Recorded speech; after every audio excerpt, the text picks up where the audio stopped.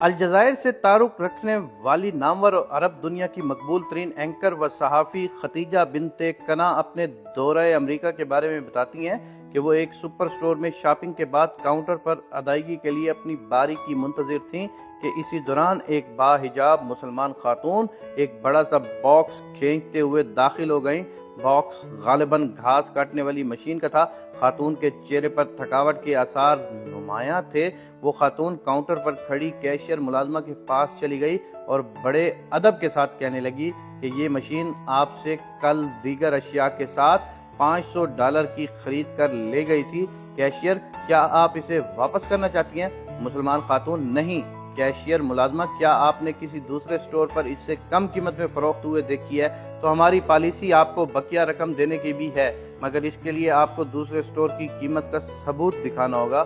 مسلمان خاتون کہنے لگی کہ ان وجوہات میں سے کچھ نہیں، بلکہ میں نے کل آپ سے دیگر اشیاء کے ساتھ یہ مشین خریدی تھی جس کی ادائیگی کریڈٹ کارڈ کے ذریعے کر دی گئی تھی۔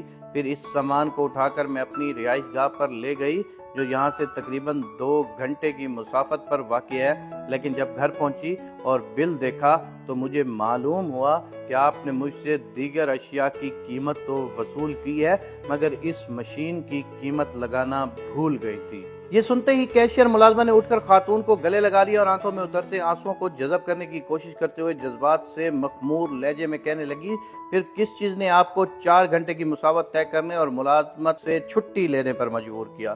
مسلمان خاتون نے بڑی سادگی سے بولا کہ امانت داری نے، اور پھر انگریزی میں اسے امانت کے بارے میں اسلامی تعلیمات کی تشریح کرنے لگی۔ یہ سن کر ملازمہ اٹھ کر شیشے کے کیبن میں بیٹھی ہوئی مینیجر خاتون کے پاس گئیں۔ ہم سن نہیں رہے تھے مگر اس کی باڈی لینگویج سے اس کے تاثرات بتا رہے تھے کہ وہ کچھ خاص انداز میں کچھ کہے جا رہی ہے۔ ملازمہ نے توقف کیا تو مینیجر خاتون اپنی نشست سے اٹھیں اور باہر آ گئیں۔ سٹور کے تمام سٹاف کو جمع کر لیا جس کے ساتھ کسٹمر بھی جمع ہو گئے۔ انہیں اس مسلمان خاتون کی امانت داری کے بارے میں بتانے لگیں۔ مسلمان خاتون خاموشی سے کھڑی رہیں جس کے چہرے پر حیا کی پرچھائیاں بکھری ہوئی تھیں۔ یہ سننے کے بعد سٹاف نے مسلمان خاتون سے اسلام میں امانت اور دیانتداری کی بابت سوالات کیے جس کے جوابات اس نے بڑے نپے تلے انداز میں دینی معلومات کی روشنی میں دے دیے۔ مینیجر خاتون نے مسلمان خاتون کو مشین گفٹ کرنے کی پیشکش کر دی جسے انہوں نے بڑی خوش اسلوبی کے ساتھ رد کرتے ہوئے کہا اس کے لیے مشین سے زیادہ اہمیت ثواب کی ہے۔ وہ قیمت کی ادائیگی کر کے شکریہ ادا کرنے کے ساتھ سٹور سے نکل گئیں۔ اس واقعے کو سپر سٹور میں موجود درجنوں کسٹمروں نے دیکھا جو حجاب پہنے ایک دل آویز مسکراہٹ اور ایمانی قوت کے حالے میں گھری ہوئی سپر سٹور سے نکل کر رخصت ہونے والی خاتون کو بڑی حیرت سے دیکھ رہے تھے۔